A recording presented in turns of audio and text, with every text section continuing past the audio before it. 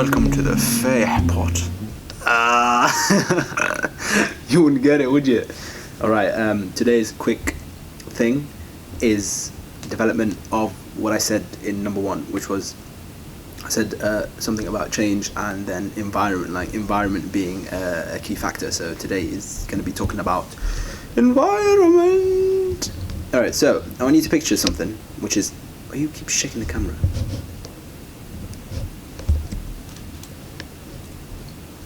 Road and that. So I want you to picture something, which is your exams are in 2 months and you use the first month to write up lecture notes from the lectures, right? You're writing up lecture notes. You're not really learning them, you're just writing them up. Okay, you get to the end of the first month and then you go talk to your friend and your friend's like, you ask your friend, oh, what have you been doing for the past month? And he's like, I've been doing exam questions. And you're like, but surely you'd have to write the lecture material up first, right? And he goes, well, I just contacted somebody and they gave me all the lecture notes from last year, so I could skip that step. Now, I know my analogies are rubbish, but the thing to take away from this is that he has such a massive advantage over you because he's decided to place himself in a better position. So he's placed himself in a better position so that he can start doing the exam questions straight away and he doesn't have to worry about doing the lecture notes. He can just read the lecture notes probably in 5 days and kind of absorb that, rather than you've sort of wasted your time doing that. So the environment is one of those factors that if you have an environment advantage, you've sort of like skipped ahead of everyone, because so many sins and stuff come from your environment. And the fact, if your environment is sorted out, you don't have to worry about all these added things that can occur to you, if that makes sense. So having a good environment or placing yourself in a good environment gives you a big advantage. Sometimes, right, people will live a super like good halal life, productive life, and you just ask them like, oh, how are you doing it? And they're like, this is just natural, like this is just how I live, and that's because of their environment. Now, environment, people think, oh, that's just your friends, and that's not just your friends. I want to split it into 3 things, which is friends, family, and other stuff, okay? So with friends, it's quite simple. It's very hard to move away from friends that sort of aren't good, such as Adam. I mean, I've been stuck with him for how long? 10 years?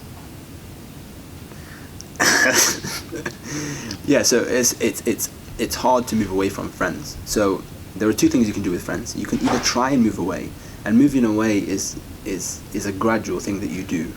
And the best way to do it is to utilize times where you move on in life. So for example, when you're at school and you go into college, everybody has that transition and people just lose friendships and nobody really cares. People care too much about, I'm going to come across rude or something, but you just move on and you kind of transient yourself.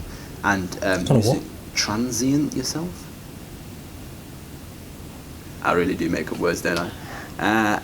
You detach yourself slowly but surely. And it's never good to detach yourself from, let's say you hang around with a group of friends, you detach yourself from friends and you stay isolated. No, you got to fill that gap with someone else. Just like when you break up with a girl, you fill the gap with another girl.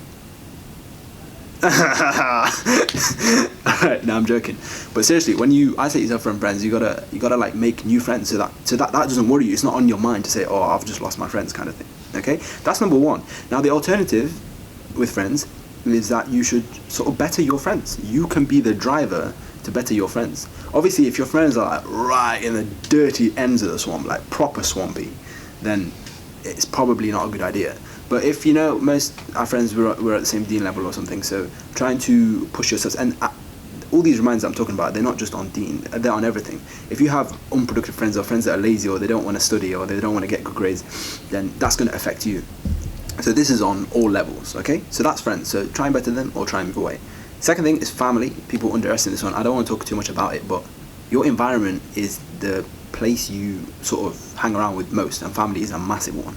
And so most of the time we decide that, you know, our family is our family and we're not going to try and improve it or try and be a better family member.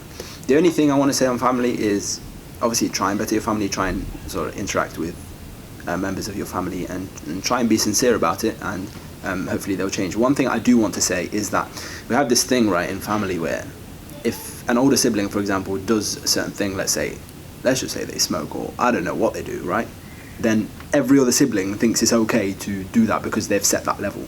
And you need to really get your mind frame out of that. if someone in your family is doing something wrong, that does not make it okay for you to do that thing. If your family is, not a good family, that doesn't put you in a position for you to suddenly go, you know what, that's my level, I'm gonna start and like set my level here. There's no need for that. Obviously it's going to affect you and it's going to be more difficult for you, so it's important to sort of try. And the last one, which I want to say, is your general environment, and that includes things like your phone. Right, this thing right here, okay, is your environment, and it's massive. It's massively your environment because you spend so much time on it.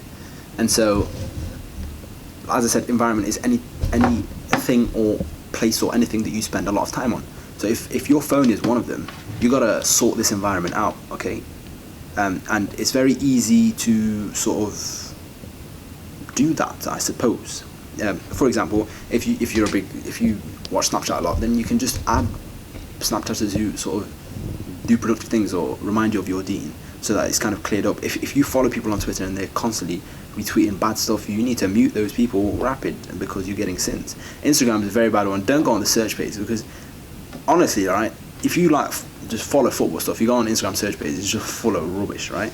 So just things like that. So it's trying to sort out your social media in that negative light and also add in good stuff to it. So following loads of Facebook pages that are beneficial to you, or following loads of that are beneficial to you. And yeah, bro, I think that's it. I've spoken for too long, but yeah, this one's probably going to be out late because I had an exam today. It went okay, alhamdulillah, yes, Gareth, it went alright. I've got one tomorrow, which is the 31st at 1:30. Man's not really feeling that one. And then I've got one on the 7th of June. 7th of June we finished, me and Adam both finished, and then Adam might flipping try and start doing something. Yeah, we have a lot of plans for YouTube. They're quite different to sort of what we've been doing already, but stay tuned. And yeah, hopefully we'll have stuff to come. But no promises, because you don't want to break a promise. That's an ayah of the munafiq. Okay.